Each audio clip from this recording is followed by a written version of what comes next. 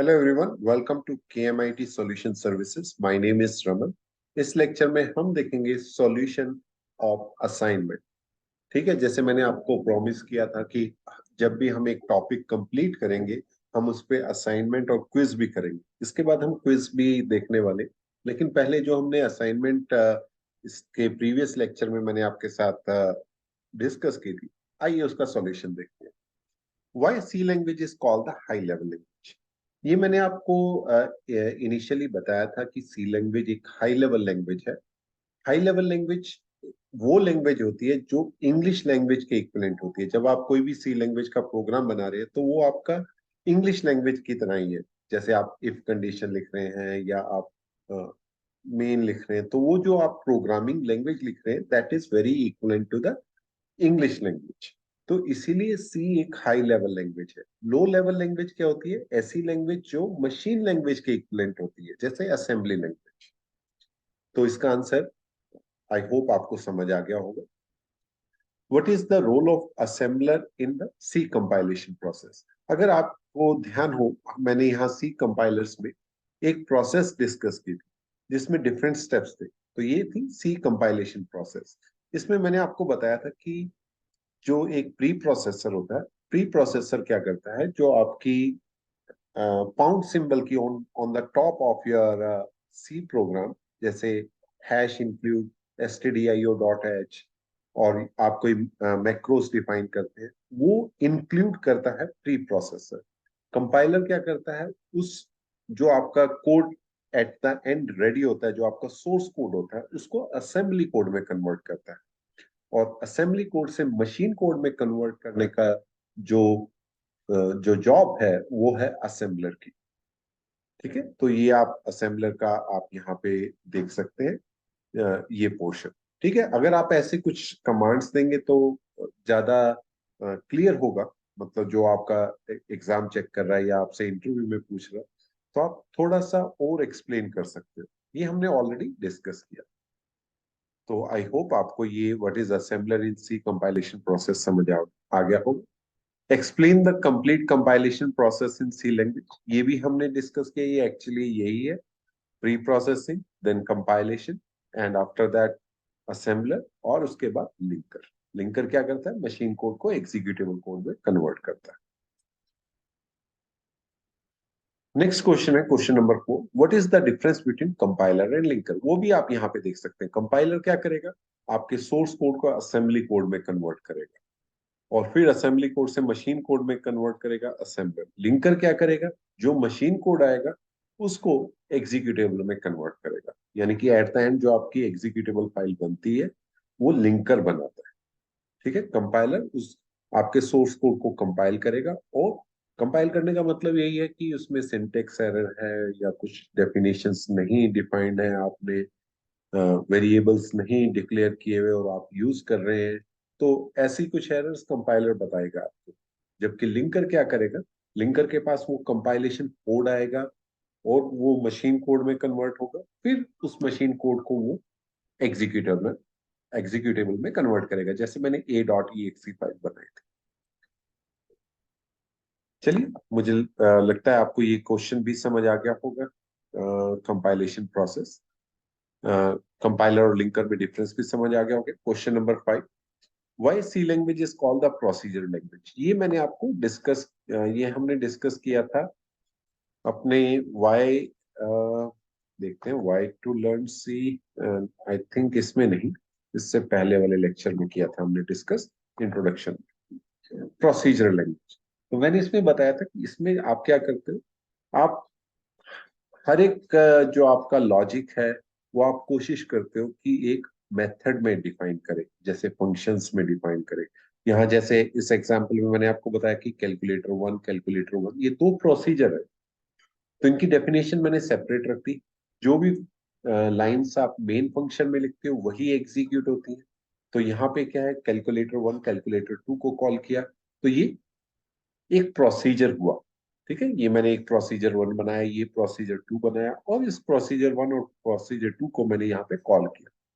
तो ये क्या हो गया? ये हमारी प्रोसीजर लैंग्वेज हो। जब आपका प्रोग्राम का logic, if it is divided into procedures, or methods or functions.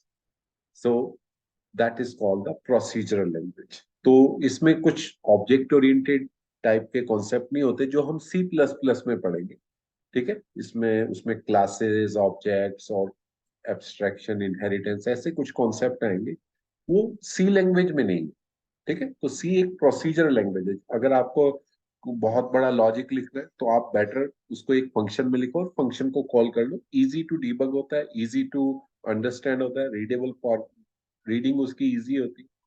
That's why we call it a procedural language, because C language वो क्या करता है, प्रोसीजर्स बनाता है कोई भी प्रॉब्लम को सॉल्व करने के लिए, मतलब हम बनाएंगे एक्चुअली। फिर नेक्स्ट है explain any three features in C language. सो कोई भी आप थ्री फीचर्स डाल सकते हो। प्रोसीजर लैंग्वेज, पोर्टेबिलिटी, अलग अलग प्लेटफॉर्म में हम इसको एग्जीक्यूट कर सकते हैं। आप सोर्स कोड लीजिए, आप उसको लिनक्स में एग्जीक्यूट कीजिए, आप उसको विंडोज में एग्जीक्यूट कीजिए, मैक ऑपरेटिंग सिस्टम में एग्जीक्यूट कीजिए, हर जगह वो कोड चलेगा। हो सकता है थोड़ा बहुत चेंज करना पड़े, लेकिन अल्टीमेटली आपका वो प्रोग्राम हर एक प्लेटफॉर्म पे चलेगा। एफिशिएंसी होगी, मॉड्यूलैरिटी होगी, ये सब हमने डिस्कस किया है अपना सी के फीचर्स में।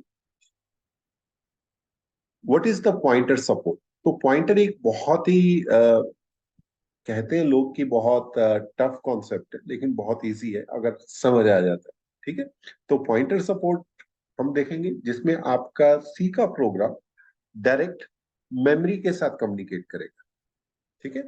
तो मेमोरी मैनिपुलेशंस जो होती है वो पॉइंटर सपोर्ट जो है वो सी लैंग्वेज में बहुत इजीली हो जाता है, ठीक है। तो एक सी प्रोग्राम के थ्रू आप एक पूरी मेमोरी को कंट्रोल कर सकते हो।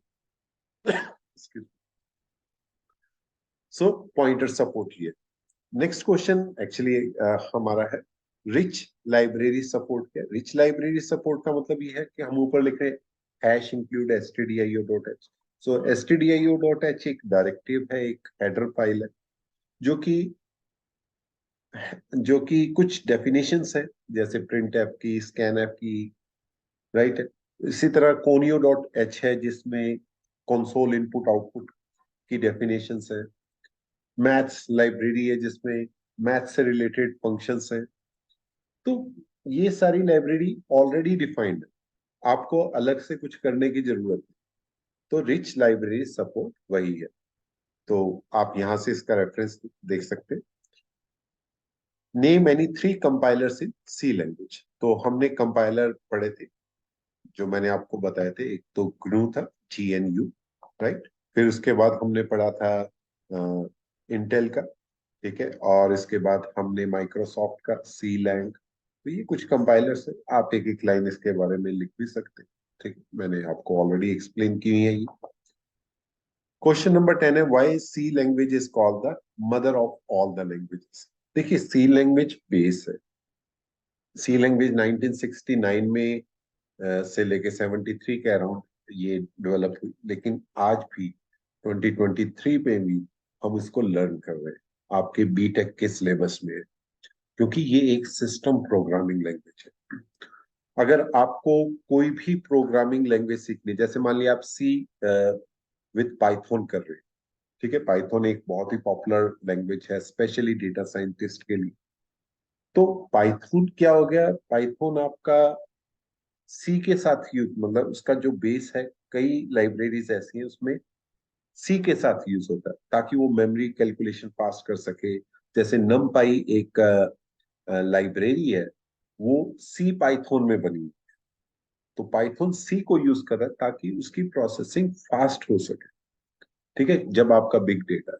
तो सिर्फ ये नहीं, इसके अलावा कोई भी अगर आप प्रोग्रामिंग लैंग्वेज नेक्स्ट सीख रहे हैं सी के बाद, तो सी लैंग्वेज की अगर आपको नॉलेज है तो आप क्या कर सकते हैं, आप अपनी जो नेक्स्ट लैंग्वेज है वो बहुत इजीली समझ सकते हैं।